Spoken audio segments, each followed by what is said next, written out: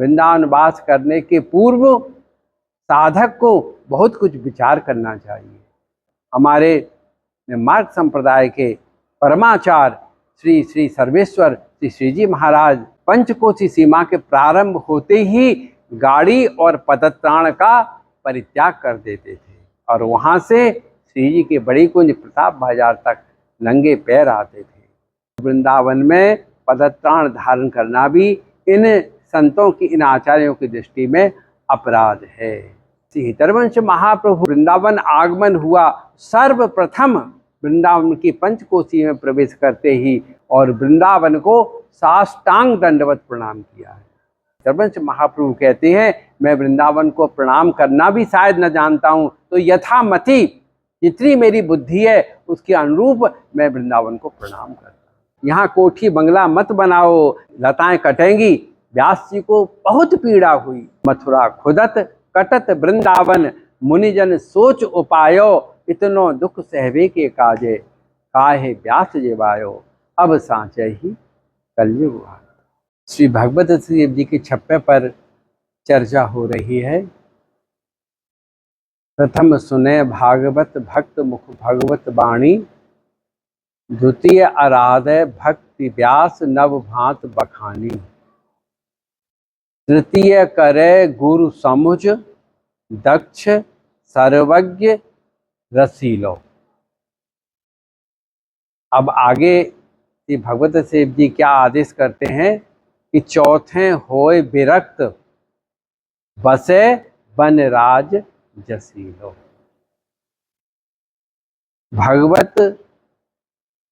भक्त और भगवान के गुणानुवादों को सुनकर के हृदय पवित्र हो जाए और उसके पश्चात हृदय में भक्ति ज्ञान और वैराग्य उदय हो जाए। भक्ति ज्ञान वैराग्य के विवेचन से सद्गुरु की प्राप्ति हो जाए। सद्गुरु की प्राप्ति होते पर भगवत शरणागति हो जाए और गुरु का आश्रय, गुरु कृपा प्राप्त हो जाए, तब जीव को वृंदावन वास की प्रेरणा मिलती है। वृंदावन वास की उसको विचार करना चाहिए, सोचना चाहिए। कैसे सोचना चाहिए, कैसे वृंदावन वास करना चाहिए, कैसे वृंदावन आना चाहिए, इसके लिए श्री भगवत देव जी कहते हैं, चौथे होए विरक्त। विरक्त होने का तात्पर्य ये नहीं है कि घर संसार त्याग करके साधु होकर के लंगोटी लगा के ही वृंदावन वास किया जा सकता है। जिनका उत्कट वैराग्य है वो तो वृंदावन में वास संत करते ही हैं, लेकिन जो सदगृहस्थ हैं, जो भगवत चरणानुरागी हैं, जिनका अहर्निश श्री श्यामा श्याम के चरणों में अनुराग है, ऐसे जन भी वृंदावन वास करें। इसकी रहने की विधि जो है ये भगवत रखते हैं कि विरक्त होने का मतलब रजोगुण तमोगुण से रहित सात्विक वृत्ति से वृंदावन क्या है, वृंदावन के स्वरूप को समझ करके कि वृंदावन का स्वरूप क्या है, वृंदावन जाकर के वहाँ हमसे कोई अपराध न बन जाए, किसी साधु संत का, किसी ब्रजवासी का, ठाकुर जी का कोई अपराध न बन जाए। क्योंकि वृंदावन भैया साधारण भूमि नहीं है। वृंदावन कोई गांव, नगर, बस्ती, कस्बा या शहर नहीं है। वृंदावन 3 लोक 14 भुवन से न्यारा है।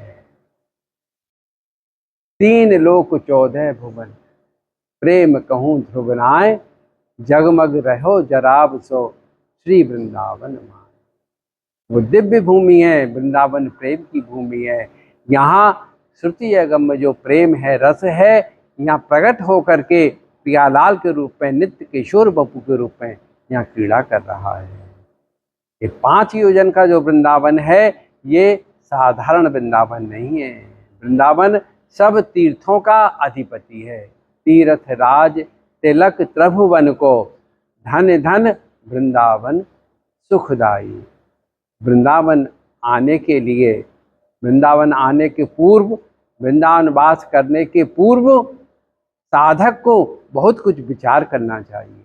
वृंदावन आते समय वो सर्वतो भावेन अपनी रजोगुणी तमोगुणी प्रवृत्तियों का परित्याग करके वृंदावन आए। वृंदावन ऐसा, इनको वृंदावन के स्वरूप को जिन महानुभावों ने समझा, उन्होंने उसी रहनी से वृंदावन का वास किया।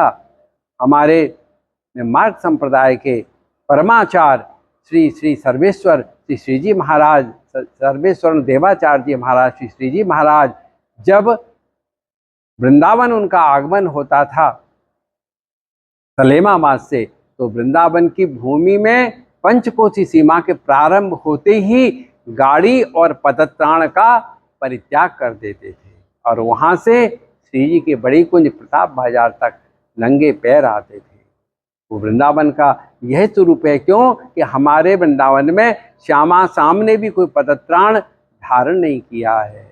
वृंदारण्यम स्वपद रमणम, यहाँ हमारे श्यामा श्याम भी बिना पदत्राण के वृंदावन की बीथियों में, यमुना पुलिन में विहार करते हैं। जब हमारे इष्ट यहाँ पदत्राण धारण नहीं करते हैं, तो वृंदावन में पदत्राण धारण करना भी इन संतों की, इन आचार्यों की दृष्टि में अपराध है। ऐसी जब भावना है तब जाकर के सिद्धाम कृपा करता है। वृंदावन के स्वरूप को जिन आचार्यों ने समझा है, श्री हितरवंश महाप्रभु ने श्री वृंदावन को, जब वृंदावन आगमन हुआ, सर्वप्रथम वृंदावन की पंचकोशी में प्रवेश करते ही उन्होंने श्री राधा लाल जी के डोले को अपने कंधे से उतार करके मदन टेर पर रखा और वृंदावन को साष्टांग दंडवत प्रणाम किया है। यह उन्होंने अपने हित चतुरासी जी में इसके पद का उल्लेख करके अपनी भावना को व्यक्त किया है।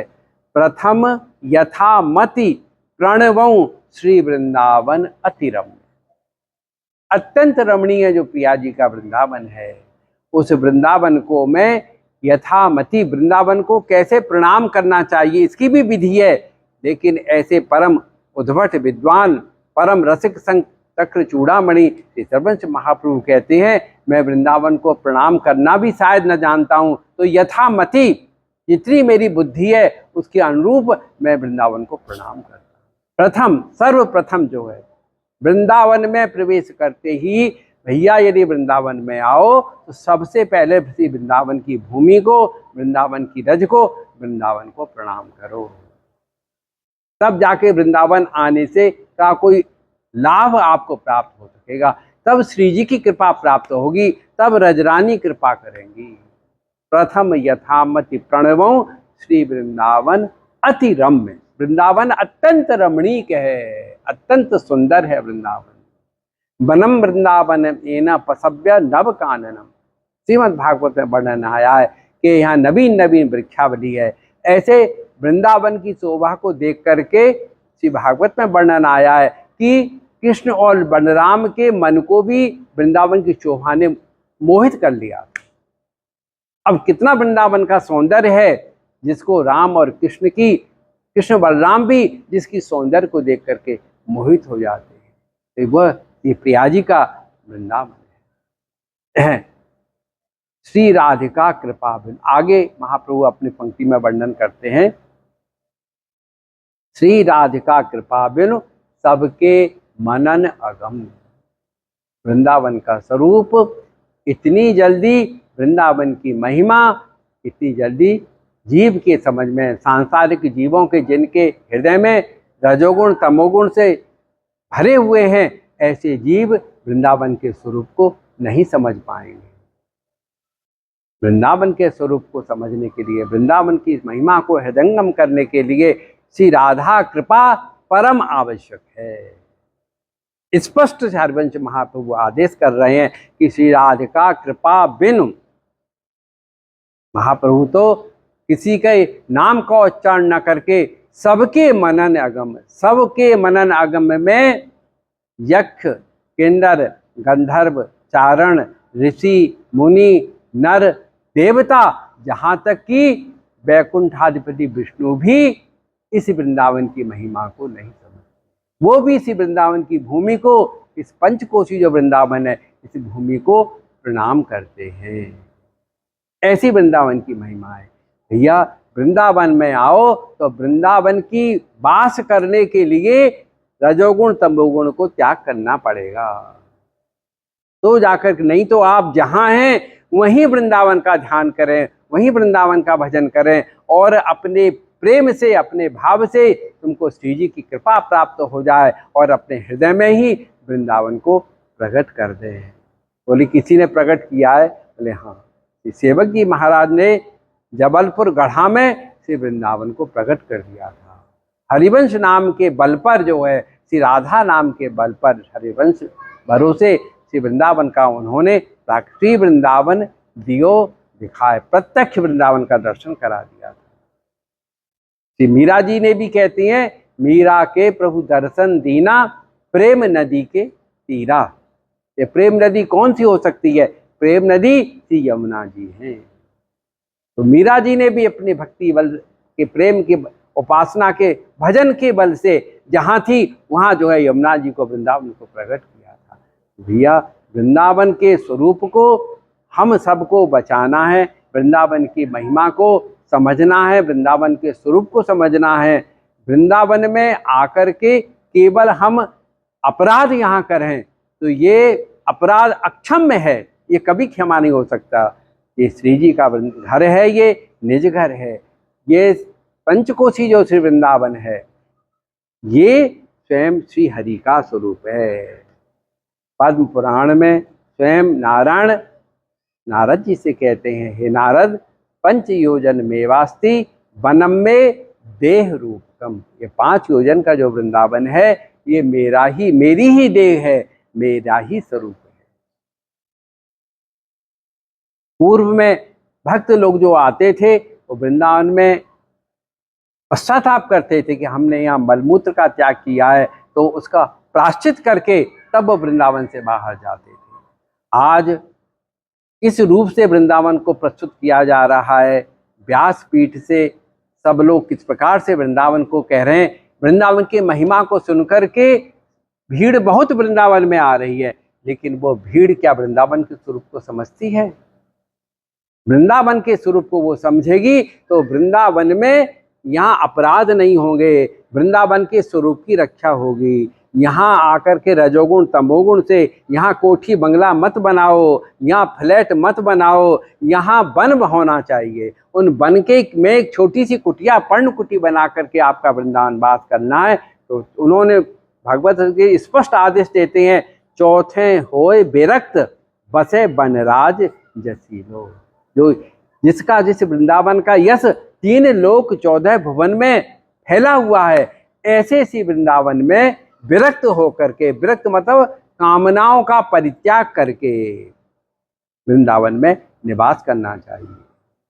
श्री भोरी सखी जी, भोलानाथ जी ने इसी रहनी से, कितने रचकों ने, श्री ध्रुवदास जी महाराज ने वृंदावन सतलीला में वृंदावन में कैसे रहना चाहिए इसका बहुत अच्छी प्रकार से वर्णन किया है। वृंदावन सतलीला का पाठ करके, अध्ययन करने से पता लग जाएगा कि वृंदावन का स्वरूप क्या है और वृंदावन में कैसे निवास करना चाहिए। श्री भोलानाथ जी, भोरी सखी जी वृंदावन में किस प्रकार से निवास करते हैं, सब कुछ परित्याग करके एकमात्र अहर्निश श्री राधा, हे किशोरी, हे स्वामिनी, मुझ पर कब कृपा करोगी, कब दर्शन दोगी। सेवा कुंज में बंदरों के लिए उनके प्रसाद आदि की व्यवस्था नहीं थी। जब तक उनके बड़े भाई थे भोरी सखी के, तो उनके लिए कुछ अर्थ भेजते थे तो उनके या उनका जीवन यापन होता था।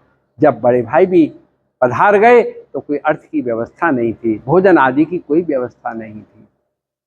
सेवा कुंज में बंदरों को जो चने डाल दिए जाते थे, उनमें जिन चनों को बंदर पा लेते और जो छुट्टी चने बच जाते थे, उन चनों को भोरी सखी बटोर करके और भिगो करके उन चनाओं को पाकर किसी वृंदावन वास कर, ये वृंदावन वास की विरक्त, चौथे होए विरक्त शब्द का प्रयोग किया है। चौथे होए विरक्त बसे, विरक्त भाव से श्री वृंदावन का वास। जब ये स्थिति गोस्वामियों को पता लगा कि भोरी सखी जो है इस रहनी से जो वृंदावन वास कर रहे हैं, तब उनको मंदिर से प्रसाद की व्यवस्था की गई कि एक पत्तल भोरी सखी को प्रसाद के रूप में दे दिया जाए, जिससे उनका जीवन यापन हो सके। जब वो प्रसाद जो उनको मंदिर से दिया गया, तो उस प्रसाद को भी थोड़ा सा तिनका, क्योंकि श्री जी का आदेश है, श्री जी का प्रसाद है, उसको थोड़ा ग्रहण किया और उसको भी यमुना जी को अर्पित कर। बोले श्री जी, मैं ये प्रसाद की नहीं, मैं आपकी उस कृपा प्रसाद की, मैं आपके स्वरूप का उस झांकी का दर्शन करने के लिए, मेरे आपसे मिलन के लिए मेरे हृदय, मेरे प्राण छटपटा रहे हैं। हे किशोरी कब कृपा करोगे, हे किशोरी कब दर्शन दोगे। तो वृंदावन की बास की, यदि हम वृंदावन के रसिकों के, वृंदावन के भक्तों के जीवन को, चरित्रों को देखें, तो उनकी रहनी से हमको पता लगेगा कि वृंदावन का वास कैसे होता है। श्री स्वामी हरदास जी महाराज ने वृंदावन में कैसे वास किया? उत्तम भोग लगाए मोर मरकट तिमि पोष। श्री स्वामी जी महाराज बिहारी जी का उत्तम से उत्तम भोग लगाते थे, लेकिन उन प्रसाद को स्वामी जी नहीं पाते। चाहते थे तो उस पकवानों को पा सकते थे, लेकिन वो प्रसाद को मोर बंदरों को वितरण कर देते और स्वयं एक मुट्ठी चना पा करके भजन करते थे। क्योंकि सतोगुण की, रजोगुण तमोगुण से प्रधान हो जाएगा तो फिर भजन नहीं करेगा, वृंदावन वास नहीं हो पाएगा। वृंदावन चौथे हो विरक्त, विरक्त शब्द का प्रयोग है, इस पर सबको फोकस होना चाहिए, ध्यान देना चाहिए कि हम वृंदावन आए तो सही, हम वृंदावन वास करना चाहते हैं, लेकिन वृंदावन वास कैसे करोगे? महल बना करके, कोठी बना करके, फ्लैट बना करके, वृंदावन के जंगल वन को उजाड़ करके, लताओं को काट करके वृंदावन वास करोगे, महत अपराध है। मत वृंदावन आओ, मत वृंदावन वास करो। वृंदावन आओ, वृंदावन को साष्टांग, वृंदावन वास का फल वृंदावन को साष्टांग दर्शन करके, प्रणाम करके ही आपको फल मिल जाएगा, जो वृंदावन वास का फल है। यदि आपकी सच्ची निष्ठा है, यदि आपने वृंदावन के स्वरूप को समझा है। और वृंदावन का स्वरूप किशोरी जी, स्वामिनी जी, इसकी प्रधान पट्ट महसी अधिकारिणी श्री स्वामिनी श्री राधा है। श्री राधा की कृपा के बिना वृंदावन का स्वरूप हृदयंगम नहीं हो सकता, वृंदावन की महिमा हृदयंगम नहीं हो सकती। श्री राधिका कृपा बिनु, स्पष्ट महाप्रभु हितवंश महाप्रभु ने स्पष्ट कह दिया है, श्री राधिका कृपा बिनु सबके मनन अगम। कोई भी कितना भी उच्च कोटि का साधक क्यों ना हो, वो वृंदावन के स्वरूप को नहीं समझ सकता है। और जब वृंदावन का स्वरूप इन्होंने समझा, श्री हरिवंश महाप्रभु ने समझा, स्वामी श्री हरदास जी महाराज ने समझा, श्री व्यास जी महाराज ने समझा, रूप सनातन जीव गोपाल भट्ट चैतन्य महाप्रभुपाद, इन परम भागवतों ने समझा, उनके परवर्ती जो अन्य रसिक संत हुए हैं, उन्होंने वृंदावन की महिमा को समझा कि उनको थोड़ा भी ऐश्वर्य जो है स्वीकार नहीं। परम उत्कट वैराग्य के साथ में वृंदावन की पुलिन का, वृंदावन की रज का, वृंदावन की लताओं का उन्होंने सेवन किया। व्यास जी महाराज को जब लताओं के लता कुंज में अपने जुगल किशोर की वो सेवा करते थे, परवर्ती काल के में कुछ समय के पश्चात अकबर का जब शासन आया, तो अकबर ने जो रजवाड़े थे उन राजाओं को आदेश दे दिया कि आप अपने धर्म के अनुरूप अपने मंदिर आदि का विकास कर सकते हैं। तो राजस्थान, मध्य प्रदेश के जो रजवाड़े थे, उन राजाओं ने वृंदावन में मंदिरों के निर्माण करना शुरू कर दिया। गोविंद देव जी का मंदिर बना, जुगल किशोर जी का मंदिर बना, गोपीनाथ जी का बना, मदन मोहन जी का बना, राधा वल्लभ जी का बना, पत्थरों के मंदिर बने। जब मंदिर बनेंगे तो लताएं कटेंगी। व्यास जी को बहुत पीड़ा हुई, बहुत पीड़ा हुई, बहुत पीड़ा हुई। आहा, ये लता मेरी प्राण है, ये लताएं कट रही हैं। उन्होंने अपने वाणी जी में लिखा है, मथुरा खुदत कटत वृंदावन, मुनिजन सोच उपायो, इतनो दुख सहवे के काजे, काहे व्यास जेवायो, अब सांचे ही कलयुग आ। बोले अब तो वास्तव में कलयुग आ गया है, वृंदावन की लताएं कट रही हैं, वृंदावन की लताओं को काटा जा रहा है, इतनी असह्य पीड़ा। बोले कि अब मैं जीना नहीं चाहता हूँ। ऐसी पीड़ा वृंदावन में आने वालों को होनी चाहिए। वृंदावन के भक्त आप तभी कहलाओगे, वृंदावन की निष्ठा तभी आपकी मानी जाएगी जब वृंदावन की लताओं से आपको प्रेम होगा, वृंदावन की रज से आपको प्राम होगा, वृंदावन धाम से आपको होगा। बाहर से आने के बाद वृंदावन को आप साष्टांग प्रणाम करेंगे, तब वृंदावन आने का आप अधिकारी हैं। अन्यथा आप जहाँ हैं वहीं भजन करें, वहीं भजन करें, वहीं वृंदावन को प्रकट करें, तब हम आपकी भक्ति मानेंगे कि आप भक्त हैं। केवल हर महीने गाड़ी उठा करके आप वृंदावन चले आएंगे और यहाँ रजोगुण फैलाएंगे, तमोगुण फैलाएंगे। ये श्री जी का धाम है भैया, ऐसा अपराध मत करो। यहाँ आओ, संतों की सेवा करो, ब्रजवासियों की सेवा करो, मोर बंदरों की सेवा करो, लता पताओं का सेवन करो, लता पताएं अधिक लगाओ, लताओं को सींचो आकर के, लताओं को हृदय से लगाओ और इनसे लिपट करके श्री राधा गोविंद के चरणों की प्रीति की याचना करो। ये सक्षम है, इन्होंने ये सब रसिकों को प्रेम जो है इन्हें रज और लता नहीं दिया है। प्रेम पदार्थ दूर है बिन से ये रज रूख, स्पष्ट रसिकों ने आदेश दे दिया है। जब तक रज और रूख इन लताओं का सेवन नहीं करोगे, इस रज का सेवन नहीं करोगे, तब तक कृष्ण भक्ति प्राप्त नहीं हो सकती है। हम बाहरी आडम्बर कितना भी बना लें, बाहरी आडम्बर से ठाकुर रीझने वाला नहीं है। वो तो केवल हृदय को देखता है कि इसके हृदय में मेरी कितनी प्रीति है, मुझसे मिलने की कितनी छटपटाहट है, मेरी मिलन की कितनी आकांक्षा, कितनी मिलन की तीव्रता इसके हृदय में जागृत हो चुकी है। और वो तब जागृत होगी जब श्री धाम कृपा करेगा, और धाम तब कृपा करेगा जब श्री जी कृपा करेंगे। श्री जी की कृपा से ही श्री धाम का स्वरूप हृदयंगम हो सकेगा। इसलिए भगवत जी भी स्पष्ट आदेश देते हैं, चौथे होए विरक्त बसे, विरक्त होकर के, विरक्त का मतलब रजोगुण तमोगुण का त्याग करके।